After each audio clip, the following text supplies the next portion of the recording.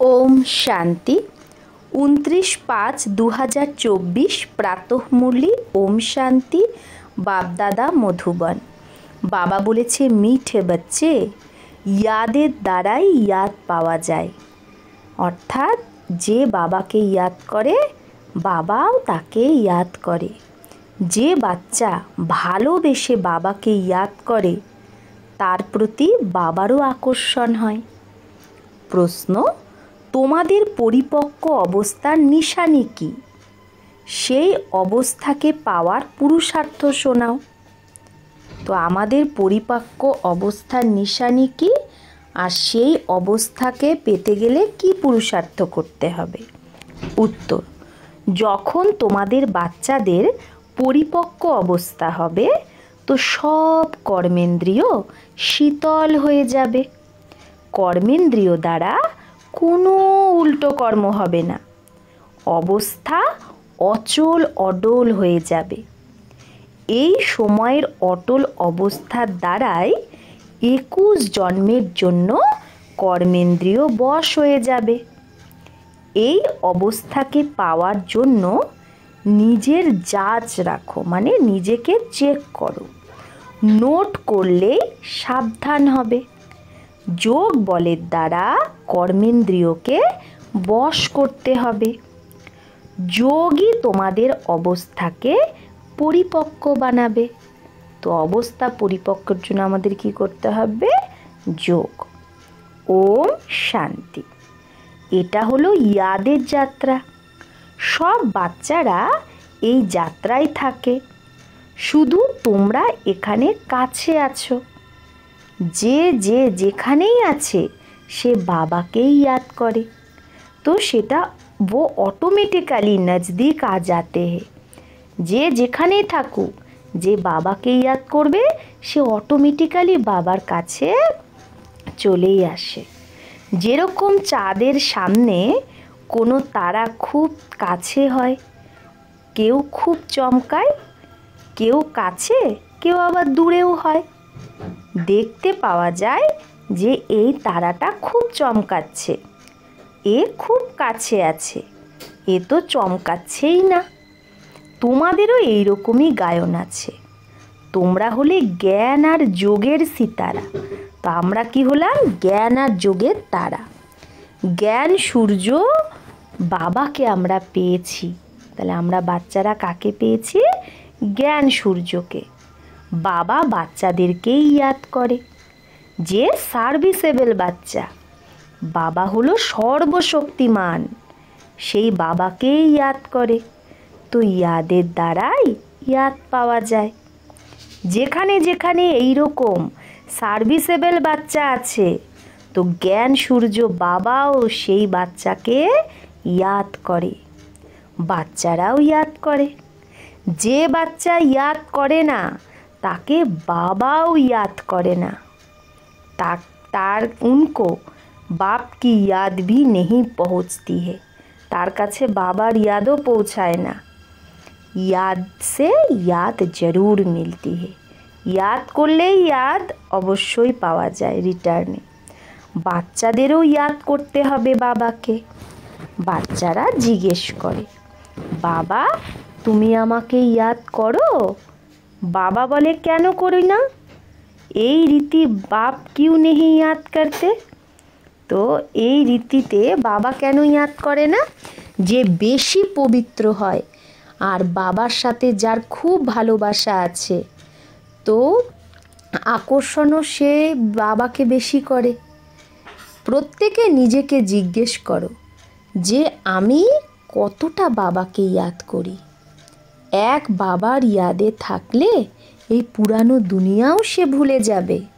বাবাকে ইয়াদ করতে করতে গিয়ে বাবার সাথে মিলবে। এখন মিলনে কা সময় আয়া হুয়া হে, তাই না? আমরা দাপর যুগ থেকে বাবাকে ইয়াদ করছি, তো এখন তো সেই মেলার সময়। সঙ্গম যুগে ড্রামার রাজও বাবা বোঝায়। বাবা আসেই, এসে বাচ্চাদের নিজের রুহানি বাচ্চা বানায়। পতিত থেকে পাবন কি করে হতে পারবো সেটা শেখায়। বাবা তো একজনই, তাকেই তো সবাই ইয়াদ করে। কিন্তু ইয়াদ সবাই নাম্বারবার নিজের নিজের পুরুষার্থ অনুসারে করে। যত অনেক ইয়াদ করবে সে যেন কি বাবার সামনেই আছে। যে যত বাবাকে ইয়াদ করবে তো মনে হবে যেন সে বাবার সামনেই আছে, তো বাবাও তাকে ইয়াদ করবে। কর্মাতীত অবস্থাও এইরকমই হতে হবে। যত ইয়াদ করবে কর্মেন্দ্রিয় চঞ্চল হবে না। কর্মেন্দ্রিয় খুব চঞ্চল হয় না, একেই তো মায়া বলে। কর্মেন্দ্রিয় দ্বারা কিচ্ছু খারাপ কর্ম যেন না হয়। এখানে যোগ বলের দ্বারা কর্মেন্দ্রিয়কে বশ করতে হবে। মানুষ তো ওষুধ খেয়ে বশ করে। বাচ্চারা বলে, বাবা এই কর্মেন্দ্রিয় কেন বশ হয় না? বাবা বলে, তুমি যত ইয়াদ করবে তত কর্মেন্দ্রিয় বশ হয়ে যাবে। একে বলা হয় কর্মাতীত অবস্থা। এটা শুধু ইয়াদের যাত্রাতেই হয়। তাই ভারতের প্রাচীন রাজযোগ গাওয়া হয়। সেটা তো ভগবানই শেখাবে। ভগবান শেখায় তার বাচ্চাদের।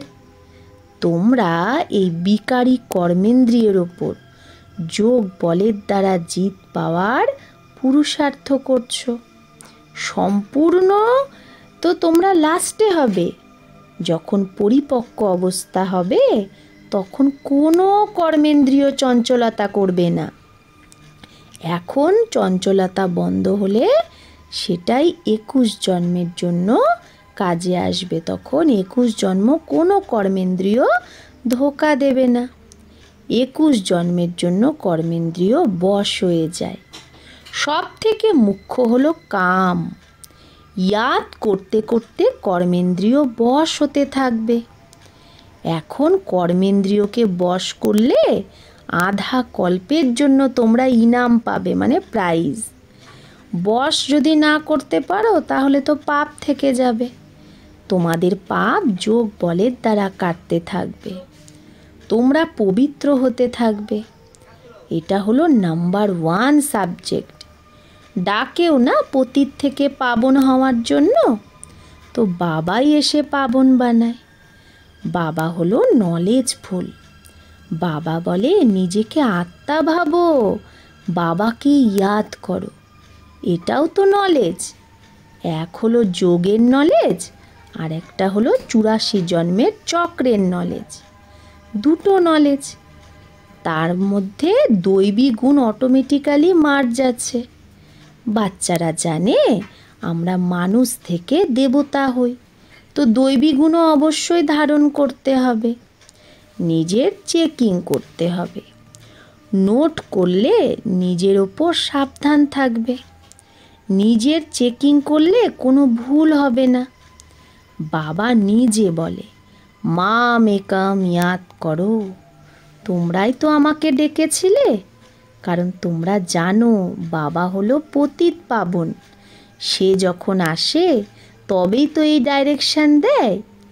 এখন এই ডাইরেকশানে অমল করা, মানে ডাইরেকশানকে গ্রাহ্য করা আত্মাদের দরকার। আত্মারাই এখন এটাকে গ্রাহ্য করবে। তোমরা পাঠ বাজাও এই শরীর দ্বারা, তো বাবাকেও নিশ্চয়ই এই শরীরেই আসতে হয়। এটা খুব ওয়ান্ডারফুল কথা। ত্রিমূর্তির চিত্র কত ক্লিয়ার। ব্রহ্মা তপস্যা করে এটা হয়। আবার 84 জন্ম পরে এই ব্রহ্মা হয়ে যায়।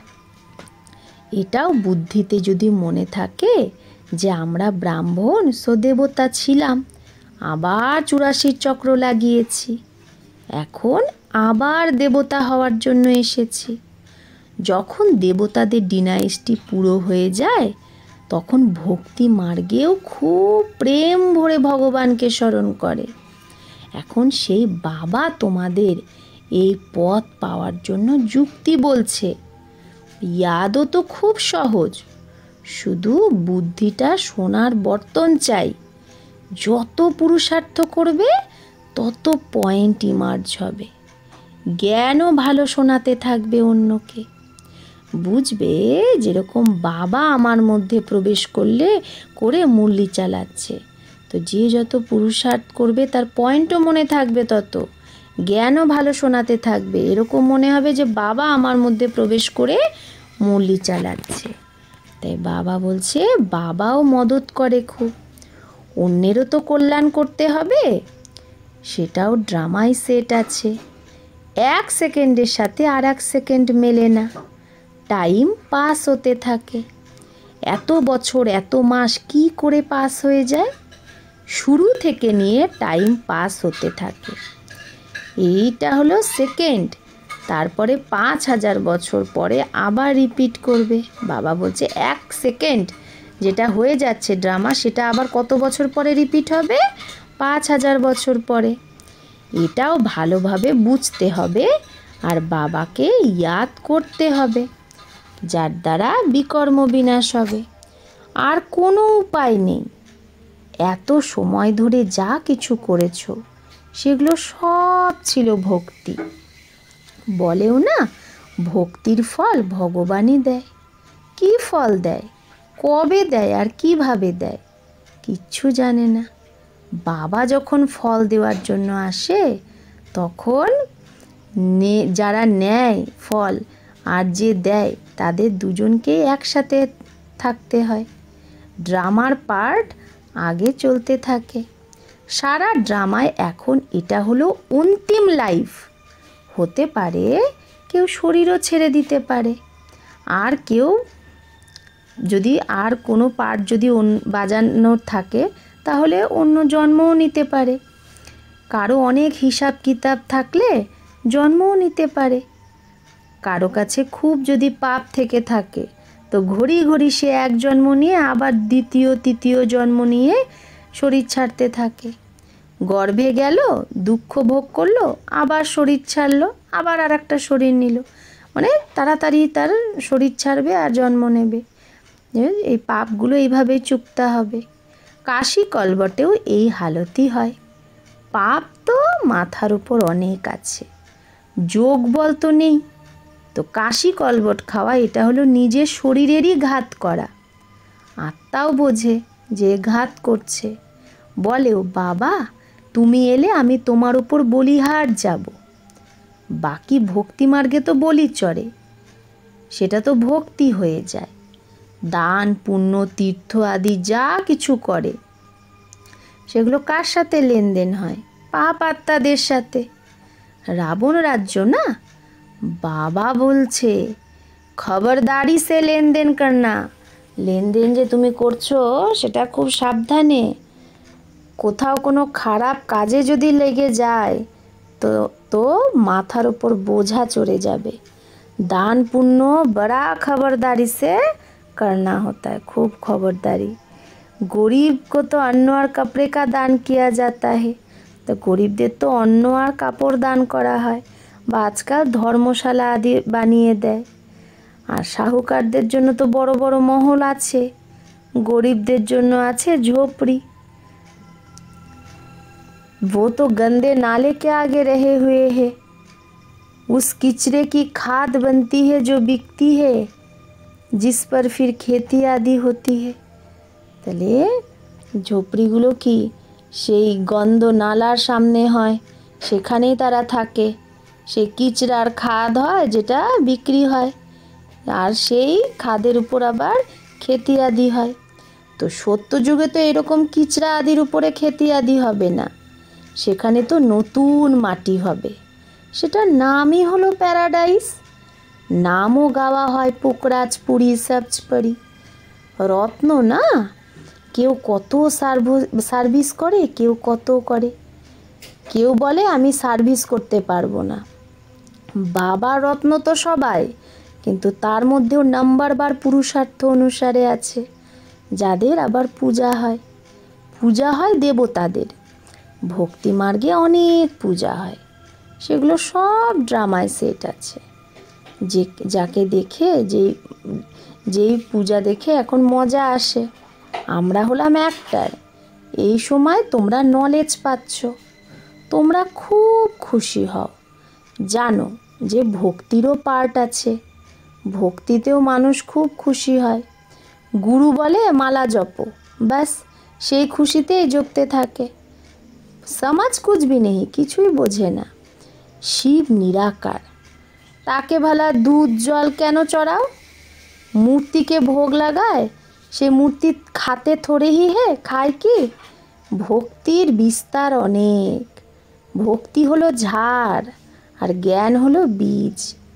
রচয়িতা রচনাকে তোমরা ছাড়া কেউ জানে না। অনেক অনেক বাচ্চা তো নিজের হাত দিয়েও এই সার্ভিসের সোয়াহা করে। তোমাদের কেউ বলে এগুলো সব তোমাদের কল্পনা। আরে এটা তো ওয়ার্ল্ডের হিস্ট্রি জিওগ্রাফি রিপিট হয়, কল্পনা থোড়েই রিপিট হয়। এটা তো নলেজ, এটা হলো নতুন কথা, নতুন দুনিয়ার জন্য। ভগবানও বাজ, ভগবানও নতুন, তার মহাবাক্যও নতুন। মানুষ বলে কৃষ্ণ ভগবানও বাজ, তোমরা বলো শিব ভগবানও বাজ। প্রত্যেকে নিজের নিজের মত, এক না মিলে দুসরে সে। এটা হলো পড়া, স্কুলে তো পড়ো, কল্পনার ব্যাপারই নেই। বাবা হলো জ্ঞানের সাগর, নলেজফুল। যখন ঋষিমুনিও বলে আমরা রচয়িতা রচনাকে জানি না, তাদের এই নলেজ তারা কোথা থেকে পেল? যখন আদি সনাতন দেবী দেবতাই জানে না। যে জানে তারাই পথ পায়। আবার যখন সঙ্গম যুগ আসে তখন বাবা এসেই বোঝায়। নতুন নতুন এই কথাগুলোই মানুষ কনফিউজড হয়ে যায়, বলে বাস তোমরা এত অল্পজনই ঠিক আর বাকি সবাই মিথ্যা। তোমরা বোঝাও গীতা যে মাই বাপ তাকেই খণ্ডন করে দিয়েছে, বাকি সব তো রচনা, তার থেকে বর্ষা পাওয়া যায় না। বেদ শাস্ত্রে রচয়িতা রচনার নলেজ হতে পারে না। প্রথমে তো বলো বেদের থেকে কোন ধর্ম স্থাপন হয়েছে? কারণ ধর্ম তো হলোই চারটে, প্রত্যেক ধর্মের ধর্মশাস্ত্র একটাই হয়। বাবা ব্রাহ্মণ কুল স্থাপন করে, ব্রাহ্মণই আবার সূর্যবংশী চন্দ্রবংশী কুলে নিজের পথ পায়। বাবা এসে তোমাদের সম্মুখে বোঝায় এই রথ দ্বারা। রথ তো অবশ্যই চাই। আত্মা তো হলো নিরাকার, সে সাকার শরীর পায়। আত্মা কি জিনিস তাকেই যদি না জানে তাহলে বাবাকে কি করে জানবে? রাইট তো বাবাই শোনায়, বাকি সব হলো আনরাইটিয়াস, যার দ্বারা কোনো ফায়দা নেই। মালা কার জপে কিচ্ছু জানে না, বাবাকেই জানে না। বাবা নিজে এসে নিজের পরিচয় দেয়। জ্ঞানের দ্বারাই সদ্গতি হয়। আধা কল্প হলো জ্ঞান, আধা কল্প ভক্তি। ভক্তি শুরু হয় রাবণ রাজ্য থেকে। ভক্তিতে সিঁড়ি নিচে নামতে নামতে তমপ্রধান হয়ে যায়। কারো অকুপেশন কেউ জানে না। ভগবানের কত পূজা করে কিন্তু জানে কিছুই না। তো বাবা বোঝায় এত উঁচু পদ পাওয়ার জন্য নিজেকে আত্মা ভাবতে হবে আর বাবাকে ইয়াদ করতে হবে। এতেই মেহনত। যদি কারো বুদ্ধি মোটা হয় তো মোটা বুদ্ধি দিয়েই ইয়াদ করবে, কিন্তু ইয়াদ একজনেরই করো। গায়ো বাবা তুমি এলে তোমার সাথেই বুদ্ধিযোগ জুড়ব। এখন বাবাও চলে এসেছে, তোমরা সব কার সাথে মিলন মানাতে এসেছো? যে প্রাণ দেন দেয়, আত্মাকে অমর লোকে নিয়ে যায়। বাবা বোঝায় কালের উপর জিত পাওয়াই তোমাদের অমর লোকে নিয়ে যায়। দেখায় না অমর কথা পার্বতীকে শুনিয়েছে। এখন অমরনাথ তো একজনই, হিমালয় পাহাড়ে বসে থোড়েই কথা শোনাবে। ভক্তি মার্গের প্রত্যেকটা কথায় ওয়ান্ডার লাগে। अच्छा मीठे मीठे सिकिलधे बच्चों प्रति मात पिता बाप दादा का याद प्यार और गुड मॉर्निंग। रूहानी बाप की रूहानी बच्चों को नमस्ते। हम रूहानी बच्चों की रूहानी मात पिता बाप दादा को याद प्यार गुड मॉर्निंग और नमस्ते नमस्ते नमस्ते। शुक्रिया बाबा, आपको लाख लाख शुक्रिया। धारणार जोन्नो मुख्य सार एक, যোগ বলের দ্বারা কর্মেন্দ্রিয় জিত হয়ে সম্পূর্ণ পবিত্র হতে হবে। এই অবস্থাকে পাওয়ার জন্য নিজের চেক করতে হবে।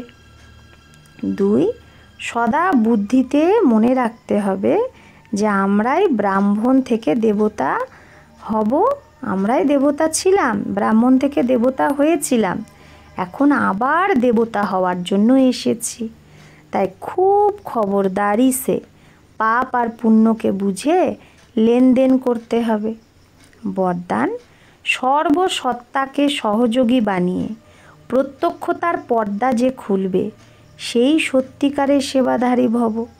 তো সর্বসত্তাকে সহযোগী বানিয়ে প্রত্যক্ষতার পর্দা যে খুলবে সেই সত্যিকারের সেবাধারী ভব।